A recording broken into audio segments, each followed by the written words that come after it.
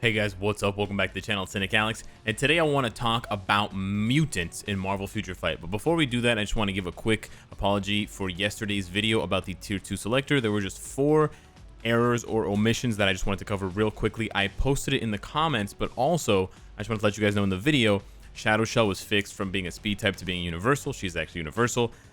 She-Hulk can actually be obtained as well. Not a lot of bios, but I believe you get about 9 bios per day or 3 bios per day from the New Faces Epic Quest mission.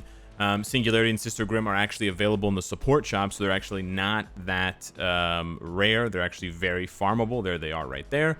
And then I added Gorilla Man because he's actually a very good combat type with self-healing, immunity, iframes, self-buffs, and very, very easy low cooldown playstyle. So now let's get into the video. Mutants in Marvel Future Fight. This has been a topic of consideration since, May 2017. It hasn't been that long. It's been less than 3 years. But since Mutants, since the X-Men were added to Marvel Future Fight, they have pretty much created a center of gravity that the entire game revolves around. The game introduced a brand new material with the X-Men that made tons of cash for the devs.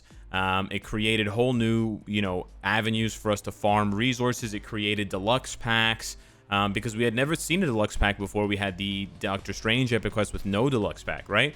So the X-Men not only brought about, new type of character, new type of resources to farm for, but it also brought along a brand new type of character acquisition model with Magneto. And you got the Epic Quest with the deluxe character, and you've also got the native Tier 2 character that gets unlocked. This has all, sorry, it's right down here.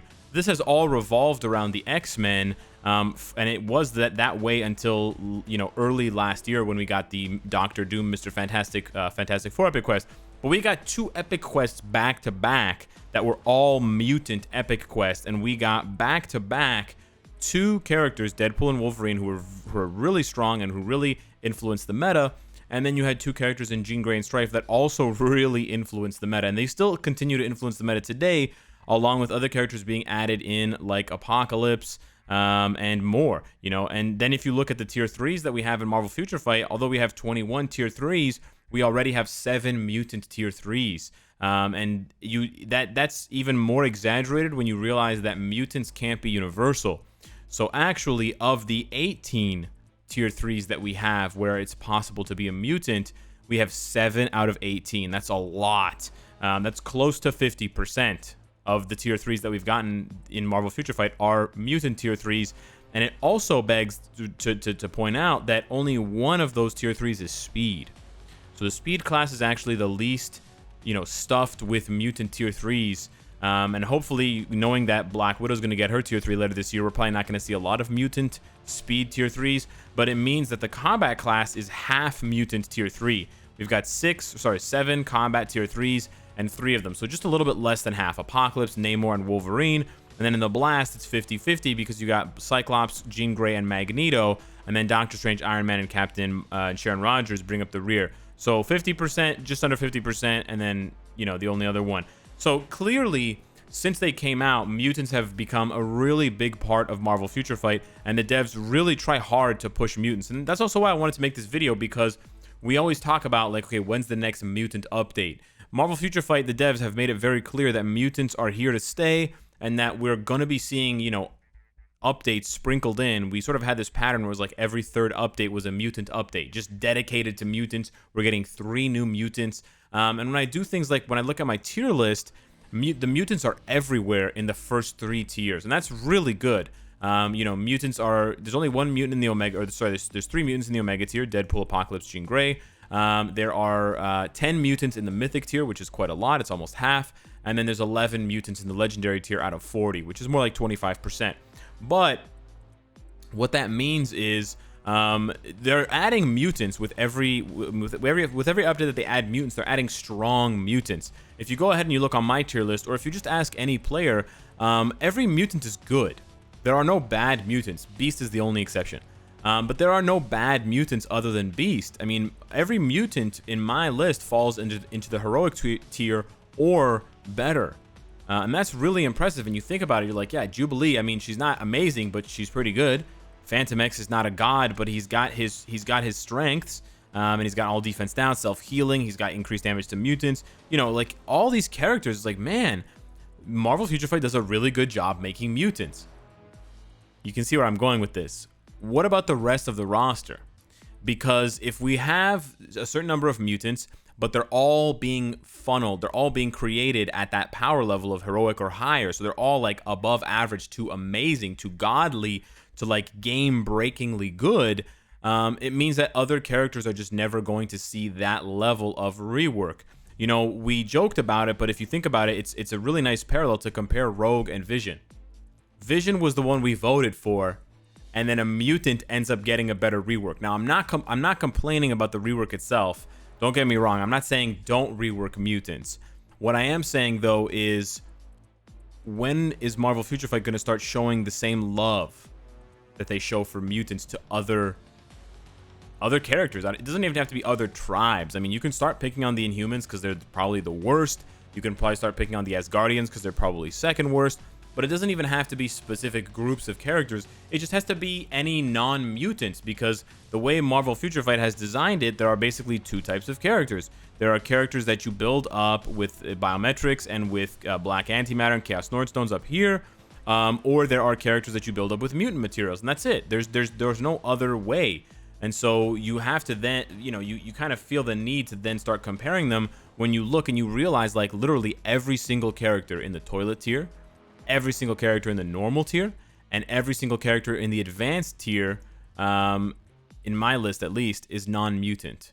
And okay, maybe you could say that's just because there aren't that many mutants, but there are a lot of mutants, and they keep adding more mutants. And on top of adding more mutants, a lot of the mutants that they're adding are either premium, they're either premium in money or they're premium in crystals.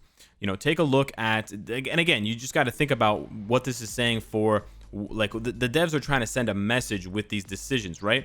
So you go and you take a look at the characters. Where do they get the characters from? Look at all the characters you can buy for crystals. Oh, look, they're all mutants. What a surprise. Then you look at recent additions to premium characters. Like, Slapstick was good, but you had Namor. You know, Kitty Pryde wasn't that good, but still. And then in the Danger Room, you have both Negasonic and Rachel being added for crystals. So clearly, there's a heavy bias in favor of mutants, and I don't mind the bias in favor of mutants. I just want the devs to, I want the devs to swing the pendulum in the other direction. I need that scale to balance itself out, because we've been begging for so many years for these other characters to get reworks. I guarantee you, if Odin was a mutant, he would have gotten reworked by now. If Dormammu was a mutant, he would have gotten reworked by now. I mean, obviously they can't be reworked because they're universal or whatever, and they're not mutants. But seriously, like, how many epic, like, I know the mutants are classic. I know the X-Men are some of the most beloved Marvel characters. I myself fought for so long. I was begging for Marvel Future Fight to add mutants. I remember when I started, like 4 or 5 months before they came to the game, I started the hashtag X-Men4MFF. I'm not saying take the mutants out. I'm not saying make the mutants weak. I'm not saying ignore the mutants. We can still have every 3 or 4 updates. We can still have a mutant-centered update, an X-Men-centered update. I don't mind that at all. There's no problem with that whatsoever. I would just like to see the same level of power being given to my non-mutant, to the non-mutant brothers and sisters and the non-mutant characters. Other characters just don't get those reworks, and they don't even enter the game that strong to begin with. As good as Morgan Le Fay was and is, she's still kind of weak in certain situations, and she doesn't really hold a candle to some of these other characters. You have characters like Spider-Man getting multiple uniforms and still not being able to crack the top of the meta. Jean Grey gets 1 uniform and she becomes God. Like, they can definitely get it right, if you know what I mean. It's hard to really explain what I'm saying, but like, we have a mutant-centered update, the Phoenix Force, 5 uniforms. 3 of those uniforms were amazing. They got 3 out of 5 right. Colossus was amazing, Cyclops was amazing, and Namor was amazing. Magic was okay. Emma Frost was a joke, but still, that's a really good ratio. 3 out of 5 are godly. Show me an update where they did that for non-mutants. I mean, they gave Sabretooth a uniform that was better than Scarlet Witch's uniform. They completely ruined Scarlet Witch's uniform. This was not an upgrade whatsoever because it's a non-mutant character. I'm not saying it's because it's a non-mutant character, but like, for example, Like any comparison you want to make. Apocalypse is tier 3. He's a mutant. Wow, it's really good. Crescent's tier 3. Not a mutant. Doesn't seem to be as good. So I'm just asking the devs. I mean, like, look, he didn't even need a uniform. She didn't even need a uniform. But Deadpool got one to make them the like insanely, supremely good. You know, Quicksilver had like what, a month ahead of Deadpool in the PvE meta. That's all it took, 1 month for this guy to get overshadowed again by a mutant. So all I'm saying is, you know, keep it going with the mutants. I mean, there are weak mutants. My argument is not 100% sound. There are weak mutants. Magneto has been kind of shit forever. He wasn't that strong when he was introduced.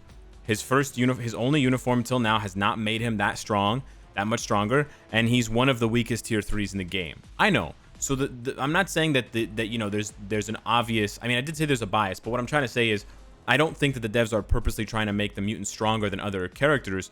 I can just see that there is quite a lot of effort and a lot of love put into the mutant designs. There are very, very, very few lazy mutant designs if you think about it. But there are still so many original, not original characters, but there are so many like just regular characters, regular non-mutant characters. Just look, all of these characters here who could use that level of quality. And I think Gwenpool is a step in the right direction. Despite the fact that the uniform costs crystals, I mean, doesn't cost crystals, it costs real money. Imagine it costs crystals. This would be the type of uniform that we would want to see for all these other characters. These uniforms that, you know, completely transform the way you play the character, brings the character into the new year, 2019, 2020, and gives them a huge power bump. That's what we want to see, but we need to see it for all these characters here, not just for 1 or 2 of these characters, and then wham for like 3-4 mutants when there's a mutant update. Because when there's a mutant update, you know that they're gonna look fresh, you know. And like Domino is like the worst case, and even her uniform, they ended up buffing it, you know, by the end of the APK. Sabretooth we thought was gonna be terrible. We were completely wrong, and he's absolutely, you know, ghoulish. He's amazing. So yeah, I feel like mutants are, again, I don't think I know I named the video "Are Mutants Too Strong? Are Mutants Overpowered?" I don't think it's that they're overpowered, but they are overpowered when you realize that still, you know, coming up to the 5-year anniversary, most of the characters in the bottom half of the game, 95% of the characters in the bottom half of the game are non-mutants, which means that their Marvel Future Fight devs are clearly not making bad mutants, so they know how to make good characters. So just apply that logic. You know, just when you take the next character, and if they're not a mutant, like, hey, we're gonna add Kang to the game. Just pretend Kang was a mutant, and then make him, even if it's universal, and then make him, and he'll be really good. You did it with Dr. Voodoo, you've done it with certain characters, but it's gotta be more consistent, especially when it comes to uniforms. You've gotta start giving these kinds of roguelike uniforms, to all of these characters here who are not mutants. We just have to see that. We need more reworks in 2020. I want to finish 2020 and be like, damn, Marvel Future Fight, you reworked 30 characters? Man, you reworked 40 characters that were non-mutants? That's amazing. If we can rework like 40 or 50 characters, that's like 25% of the roster. That would be amazing. Because there's only about half the roster that needs to be worked on anyways, like desperately. So if we can hammer half of that, you know, desperation out in 1 year, that would be awesome.